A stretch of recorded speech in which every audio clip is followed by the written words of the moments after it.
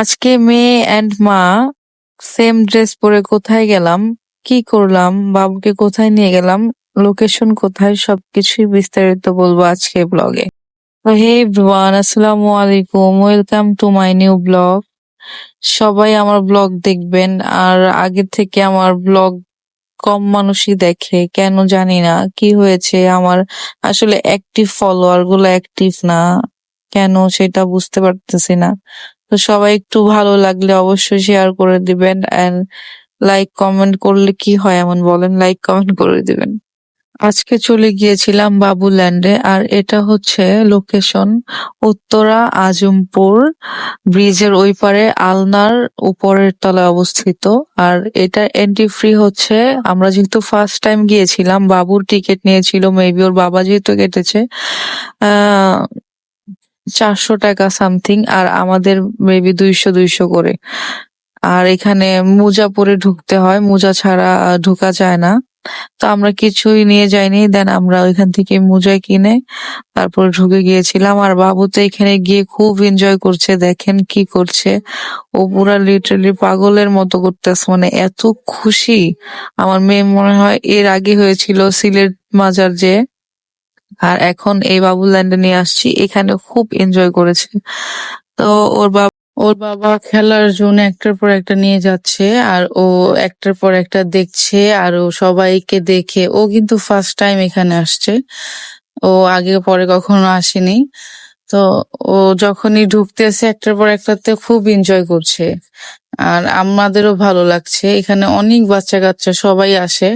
আর আমরা গিয়েছিলাম মূলত সাব্বিরের একটা ফ্রেন্ড আছে, মানে তানজিল ভাইয়া, যার বিয়ের ব্লগ আপনারা অলরেডি দেখে ফেলছেন। ওই ভাইয়া এন্ড ভাবি তার ভাগ্নিকে নিয়ে প্রায় প্রায়ই যায়। তো আমরা বলেছিলাম দেখে যে আমরাও যাব। তো ওই কারণে ভাইয়াও গেছে, তো আমরাও হুট করে এখানে চলে গিয়েছিলাম। তো দেখেন আমার মেয়ে কখনোই, এটা কি বলে, স্লিপারে উঠে নেই, বাট এই ফার্স্ট টাইম উঠেছে। আর এখানে যারা জব করে ওনারাই মূলত তার যারা নতুন ফার্স্ট টাইম যায় তাদেরকে দেখায় দেয় যে কিভাবে কি করতে হবে বাচ্চাদের আর কি। আর যেহেতু গার্জিয়ান যারা আছে তারা ওইখানেই বসার মতো একটা প্লেস আছে, এখানেই বসে থাকতে হয়, বা সাথে ইয়া করতে পারে, বাট এই যেগুলোর ভিতরে মানে খেলার জোন গুলো আছে এটার ভিতরে আর কি ঢুকতে দেয় না। তো এটার ভিতর ওনারাই হেল্প করে আর কি। তারপর ওর বাবা ওর ড্রেসটা চেঞ্জ করাই দিতেছে। তারপর এক এক করে ও দেখতেছে কোথায় যাবে, কোনটা খেলবে, ওর তো মাথায় কাজ করতেছে না, এক এক সময় এক এক জায়গায় যাচ্ছে আর ও খেলতেছে। তারপর এখানে ওর বাবা ও বল দিয়ে খেলতেছে। তারপর কি বাচ্চা খেলতেছে, আমি ওর পিছে পিছে ওর বাবার সাথে। ওর বাবা একবার ভিডিও করছে, আমি একবার ভিডিও ক্যাপচার করতেছি। আসলে এইটা একটা স্মৃতি, বুঝতে পারছেন, আর এটাই থাকবে সবসময়, আমরা দেখতে পারবো। কখনো যদি সেলিব্রিটি হইতে পারি আপনাদের জন্য, তাহলে তো এটা সবাই দেখবে, আর না হলে এটা আমাদেরই দেখতে হবে। আর আজকের ভিডিওটা অনেক বড় হয়ে গেছে, আর আপনারাও চাইলে এখানে যেতে পারেন, বাচ্চারা অনেক এনজয় করবে। আর আমরাও প্রায় প্রায় এখন এখানে যাওয়া হবে, যেহেতু আমার মেয়ে এনজয় করতেছে আর ওর অনেক ভালো লাগতেছে। তেমন ও তো বাসা থেকে বের করি না, ও সবসময় বাসায় থাকে। আর আমরা কোথাও গেলে আমরা দুইজনই যাই, ওকে কোথাও নিয়ে যাই না। তো যেহেতু ও এখানে এনজয় করতেছে, তাই এখানে ওকে নেওয়া হবে বেশিরভাগ।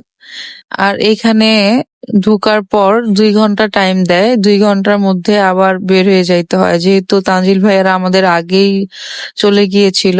তো তাদের টাইম শেষ হয়ে গেছে, তো ওনারা একটু পরেই বের হয়ে চলে যাবে। আর আমরাও তারপর বেশিক্ষণ থাকিনি, যেহেতু ভাইয়ারা চলে আসছে। আমরাও আর আধা ঘন্টার মতো ছিলাম, থাকার পর আমরাও বাসার দিকে চলে আসছি। তো এখানে সবাইকে পড়ালেখা করার জন্য থেকে জেড পর্যন্ত লিখতে দিয়েছিল।